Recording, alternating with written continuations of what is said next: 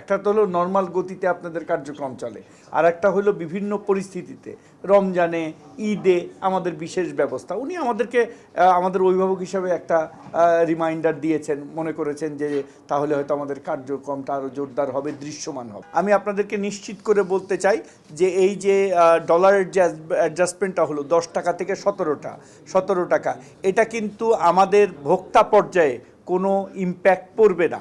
আপনারা বলবেন যে কেন পড়বে না, কারণটা হইলো আমাদের আমদানিকারকরা তখনই কমপ্লেন করতেছিল যে ব্যাংক থেকে তারা সরকারি যে নির্দিষ্ট রেট সেই রেটে তারা ডলার পাচ্ছিল না।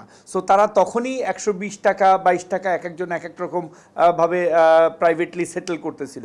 এখন সরকার সমন্বয় করার ফলে তারা সরকারি যে রেট সেই রেটেই সবগুলা আমদানিকারক আমদানি করতে পারবে। সো আমরা আমাদের আমদানিকৃত যে পণ্য, বিশেষ করে ভোজ্য তেলের কোনো অ্যাডজাস্টমেন্ট আমরা এই বিষয়ে করব না, এবং আমরা আশা করি আমাদের যারা উৎপাদনকারী এবং আমদানিকারক আছে তারা এই অন্ততপক্ষে আগামী ঈদ পর্যন্ত নতুন করে আমরা কোনো প্রাইস বেঁধে দিব না, আমাদের পুরনো প্রাইসে ইনশাল্লাহ তারা সরবরাহ করতে পারবে।